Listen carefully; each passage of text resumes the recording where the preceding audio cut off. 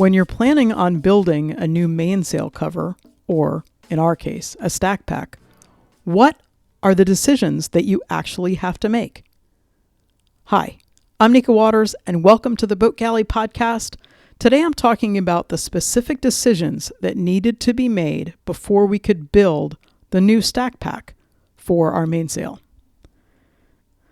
Today's episode of the Boat Galley podcast is sponsored by Captain Suki Cannon at Shambhala Sailing Adventures.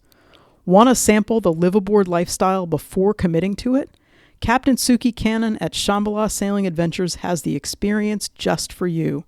Explore Bahamas paradise while enjoying Captain Suki's easygoing teaching style. Shambhala Sailing, way more than just a charter. Use coupon code SAILPARADISE for 10% off your next adventure. Check ShambhalaSailingAdventures.com to learn more. Let's go sailing! Well, I'm all for going sailing, and yeah, when you go sailing, you have to deal with things like sail covers. Sails are an expensive part of your cruising kit if you're on a sailboat. And one way to make sure that your sails last as long as they can is to cover them, because UV degradation is a real thing on sailcloth. We've had a regular sail cover for our mainsail for a really long time, and a regular sail cover, a traditional sail cover, is one that you take off and you put back on. It kind of rolls over the top of the sail and it fixes forward of the mast and underneath the boom, and you have to remember to stash it away, but also to get it back out. It's not challenging, not really that hard to remember to put away, but it also is easy to excuse it. We just got into the anchorage and it's late. We're leaving before breakfast tomorrow. Let's not put the sail cover on. A stack pack, a sail pack, I think is the generic term for it. It's a form of a mainsail cover that stays permanently on the boom.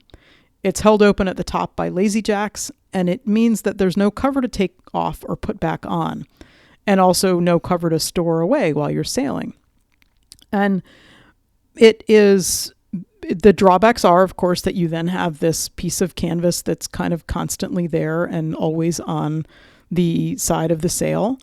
One of the things that we like about the idea of a stack pack is not having to remember to take it off and put it back on and find a place to put it away and then remember to take it out at the end of your sail and all of that stuff. We're really hoping that it's going to just make life a little bit easier.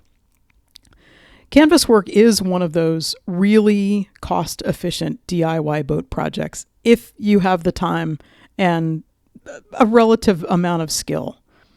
It does take time to do canvas work. So don't think that I'm saying that it's a simple thing and you can snap your finger and it be done, because it's not. The reason that canvas shops cost what they do is that it takes a lot of time to build canvas. So I'll just put that out there. But it is extremely cost efficient as a DIY boat project. We had the stack pack from Mischief that we could use as a template, even though our dimensions of both the sail and the boom are a little bit different than the one on Mischief, even though it's a sister ship. It gave us a place to start. We've been looking at and watched the Sailrite videos on stack pack, sail pack construction. And between that and the stack pack from Mischief, those were starting points.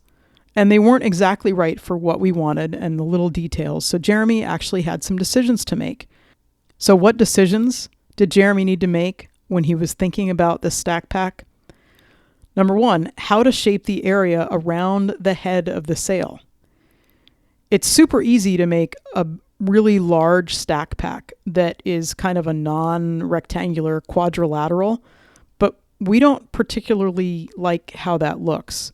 The way that the slides go and stack up on the mast means that the top of the sail, the head of our sail, is quite a bit higher than the bulk of the sail going along the boom. Figuring out how to keep that stack pack with a low profile that mimics the shape of the mainsail as it sits on the boom is really important for us. Another decision is how to attach the stack pack to the boom. Our current mainsail is attached to the boom with slides, And when we replace the sail down the line, we will probably opt for a loose-footed main. And so we need something right now that will both allow for the stack pack to be held in place, but also to give us the option later down the line for that stack pack to be held in place the same way. We don't want to drill any holes in the boom for fastening the stack pack sides. Our options that we were thinking of included strapping the stack pack between the boom and the mainsail, which works because we don't have a loose-footed main, or getting slides to put on the stack pack, which just means that we need to, when we put the main on, we have to think about where that stack pack will go, and the stack pack will get put onto the boom at the same time that the mainsail does. The third option, the third decision that we needed to make, was how to attach the lazy jacks to the stack pack. Lazy jacks are lines that lead up the mast and act as guidelines for the main as it comes down. And this is one of the ways that the stack pack sides are actually held up so that they don't fall down and defeat the whole purpose of having them there.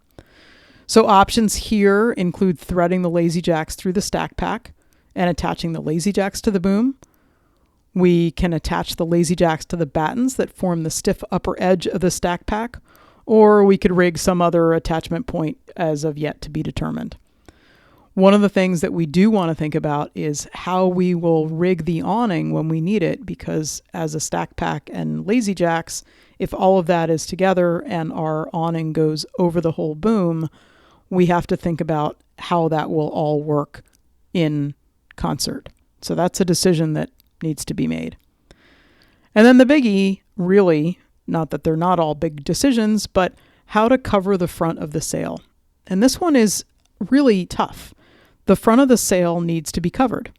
The sides of the mast need to be accessible for sail handling. And you can make some really complicated removable flap, and it defeats the let's make sail covering easy and a no-brainer aspect of the whole thing moot. This question about how to cover the front of the sail has sent us looking all over the place in marinas.